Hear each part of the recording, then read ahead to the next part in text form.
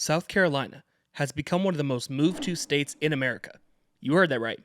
South Carolina. Now, why is South Carolina a place where people are moving?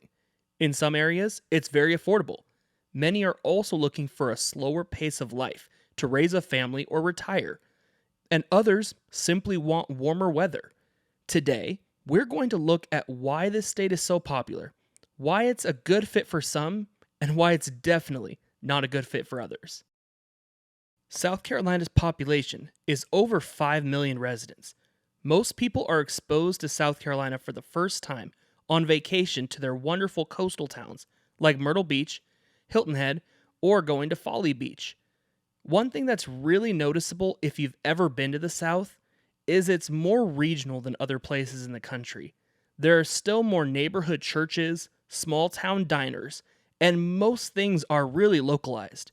People are really proud of their state, their county, and even their specific neighborhoods. You might be surprised that a state with such a small town feel has a median home price of $370,000. That is a direct reflection of the increase in population and demand here in the state. The median household income is almost $60,000. So here, you can still afford a home in many areas throughout the state. South Carolina is among the 10 states with the least expensive property taxes, and the total sales taxes are between 7 to 9%, which is on the higher side. For income tax, here's a thought exercise.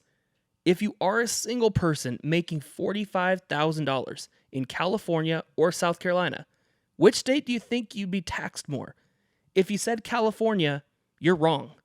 Any income over $16,000 gets taxed at 7% here.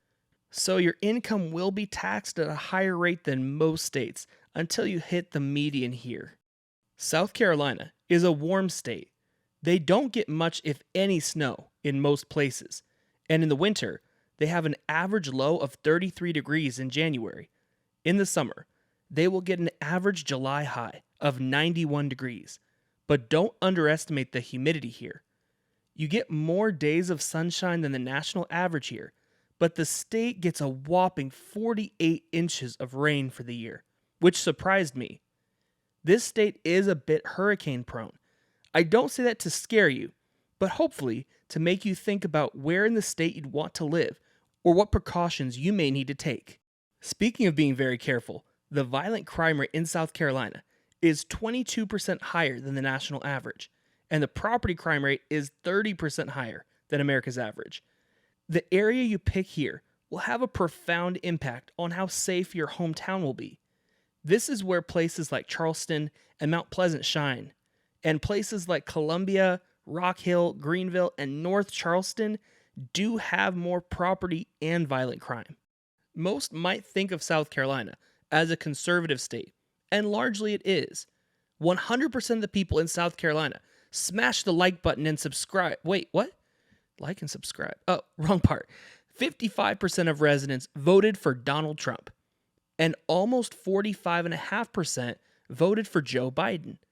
What does make this state unique is about 1/3 of the counties voted Democratic, which is weird only because almost no other southern state can say that.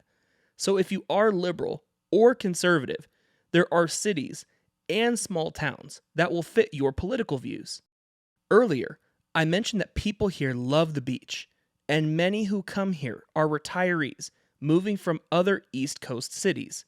South Carolina has a lot of people who enjoy getting outdoors, even though it doesn't have a reputation of a state out west. Here, they enjoy fishing, the beach, golfing, going for a walk in a park or at a trail, or simply barbecuing. If you're looking for stuff to do outside of this, South Carolina offers very little in the traditional urban experience you may get in many states. So if you're looking for a clubbing scene like Miami, New York, or Scottsdale, you're not going to get that here exactly. South Carolina has two major universities that you'll hear about: the University of South Carolina in Columbia and Clemson University. Both universities are further inland, so you don't have to worry as much about hurricanes as other South Carolinian coastal towns. Here in South Carolina, community is everything. If you find a small town that's inviting, loving, and caring, you'll have events to attend, church groups, and people to do life with. Pick the wrong place and you'll find yourself in a miserable situation. South Carolina is one of the few states in America that really doesn't have a major city. Charleston is the go to place here for many in the state. They have an absolutely stunning coast, unique architecture, and lots of history. In fact, the Carolinas are full of history, and I'd venture to say that it's one of the things you have to check out if you visit here. In the description, I'll have resources for other popular things to do and also other places you may want to consider moving to here in South Carolina.